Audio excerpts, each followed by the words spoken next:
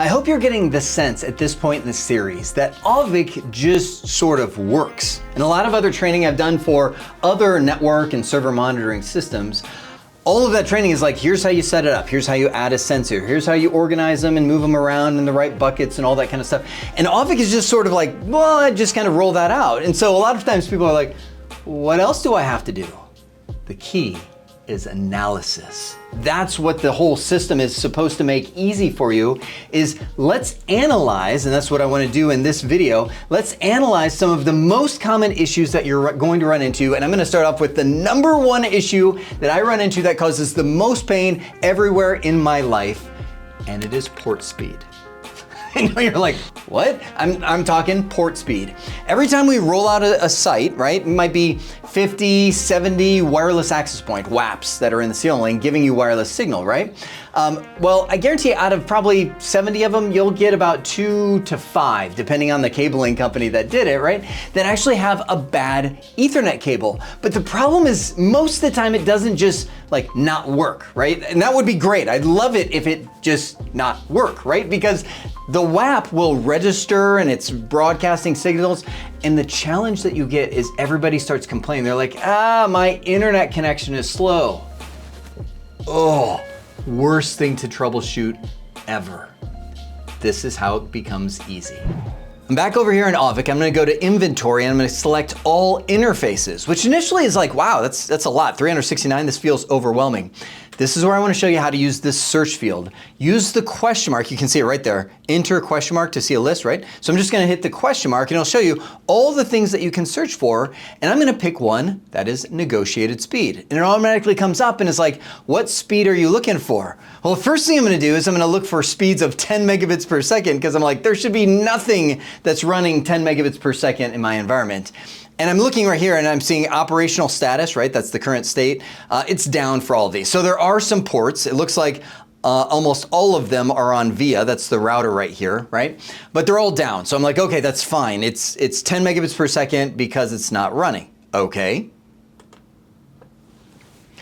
Let's change it to a negotiated speed of 100 megabits per second, which that one nowadays should not be something that you're running into very often. Almost everything that's a thing should have about a gigabit per second, right? And I'm looking right here and I'm seeing all these different devices. It's like, okay, these are all negotiating at 100 megabits per second.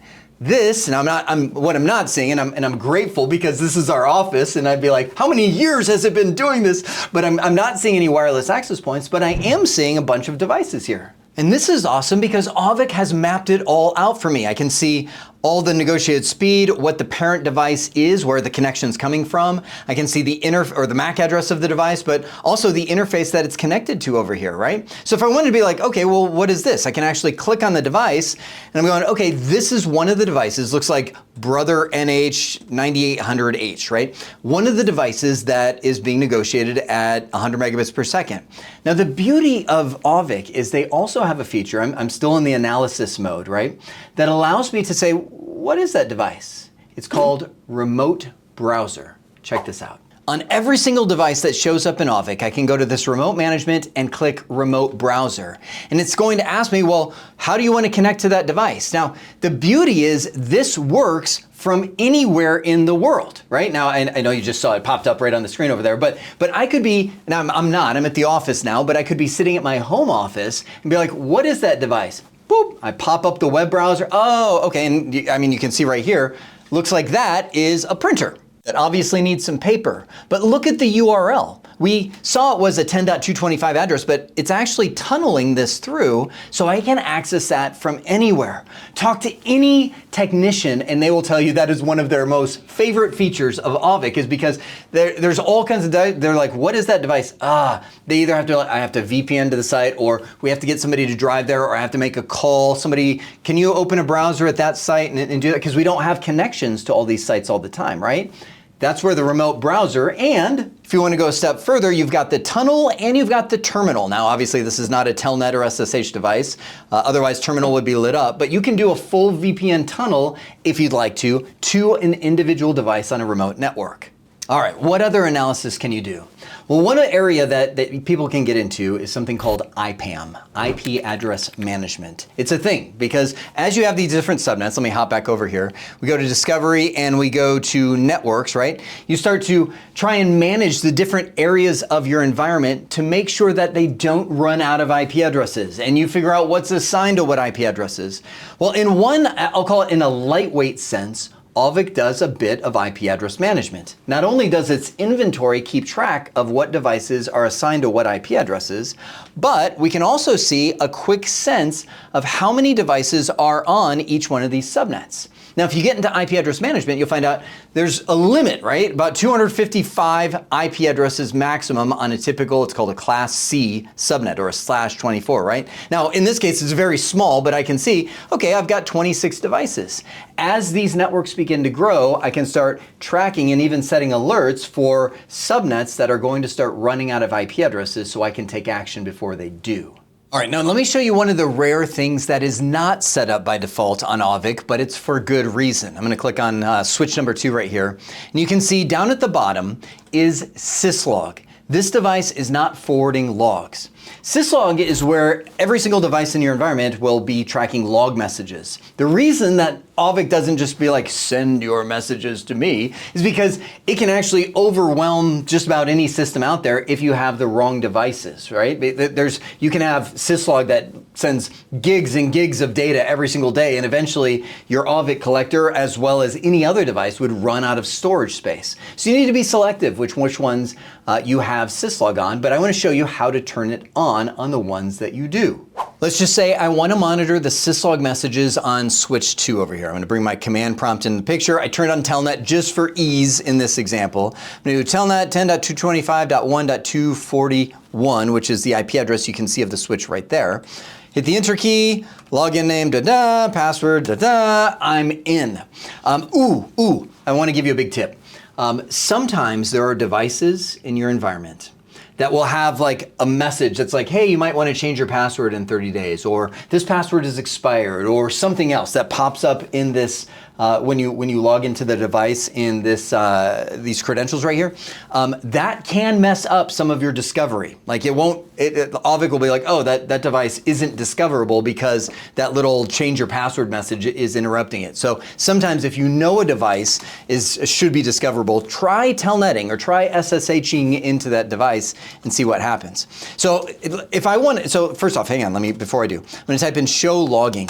These are your syslog messages. These are the messages that are happening all the time. You can see this is today. At 1:16 in the afternoon, it's showing this user has connected over Telnet, right? These are operations that have happened. I'm copying files. You know, all these kind of things are operations that are being logged, interfaces going up and down. Again, this is where Auvik is like, you may or may not want these. For me, I do. I'm going to go into global config mode. I'm going to type in logging. And that's where you can say, I want it to go to, and then we type in the IP address of our collector.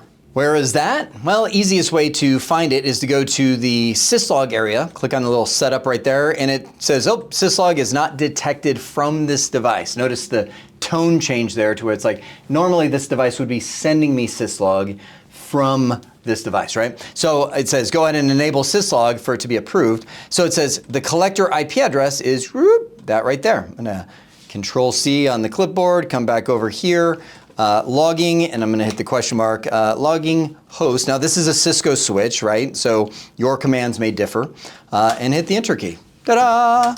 New logging server. That's it. I know you're like, and there's more? Nope, that's it. Now this device will start sending the messages over to the syslog server. Give it 5-10 minutes before they start showing up, or however long it takes. You also might want to adjust your filtering over here to say, well, I only want to see alerts or critical messages from the device so that I don't get overwhelmed with all of the different devices that are there. But this is where you can then go into the syslog section of Auvik, and right there, you can see this, I set up this switch already. This is switch 1. We're waiting for switch 2 to start sending messages. Come over here to the view message and be able to see all the syslog messages that are coming across, and that's a good one right there. We've got a native VLAN mismatch on our switch, which if you know what that is, it means that there are two switches or phone or whatever that are connected together, and the VLAN on this side is not the same as the VLAN on this side. Very common, but also an issue that we would want to fix. Yes, this is called analysis. Okay, just a couple more things I want to show you. First off, I want to come back over here to the inventory and show you the services. Now again, these are the services that are saying, here's what's running in your environment. Here's what I've discovered. And I was showing this in a previous video saying, you know, it's kind of cool to be able to jump in and find out, oh, all of these HTTP ports are open and I may not want those in my environment. But what about when you want to have a specific service that isn't in that list discovered? Easy peasy.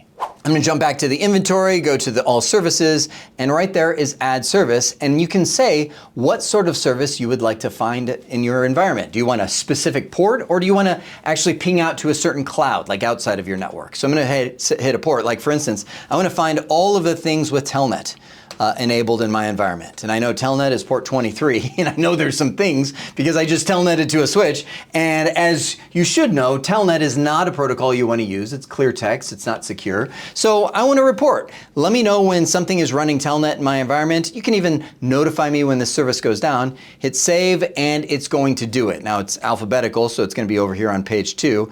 It's now going to be scanning the environment, and I'll be able to see how many devices are using Telnet. So we'll give that a second while I show you the last thing. I'm going to jump over here to documentation and configurations. This is one of those things that just happens in Auvik and gets so little fanfare. I'm kind of like, I don't think people know just how huge this is. It does configuration audits and backups of your environment. I mean, this is typically a whole other platform you would have to purchase that just does configuration management. And look at this, it's all right here.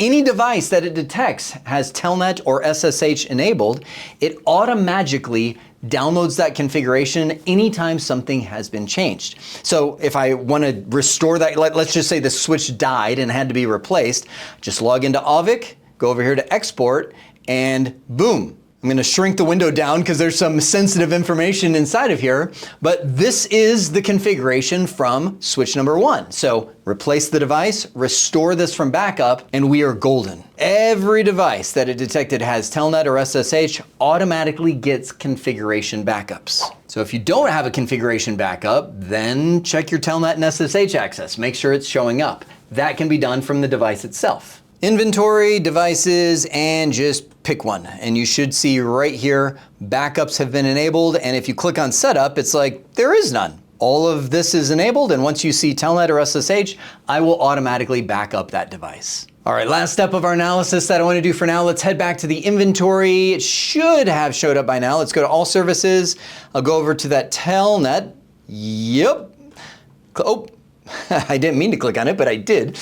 There's my Telnet, and I found out that in this environment, I've got 3 devices with Telnet enabled, and they're all listed right here. A UPS, couple switches, all of them would fail a security audit. This is the fun stuff that we get to do with Auvik, right? Instead of investing your energy and my energy into setting up the system and being like, okay, let's add all these individual sensors and organize them and name them and everything else, right? Which it's entertaining, but it's not productive use because we can spend our time on looking at network layouts and all of the things that happen automatically and invest our energy into things that actually provide value for our organization and our IT teams. At this point, you are ready to go because the only way this is going to soak in is for you to roll this out on Auvik in your own environment, and I encourage you to do so. My friend, I hope this has been informative for you, and I'd like to thank you for viewing.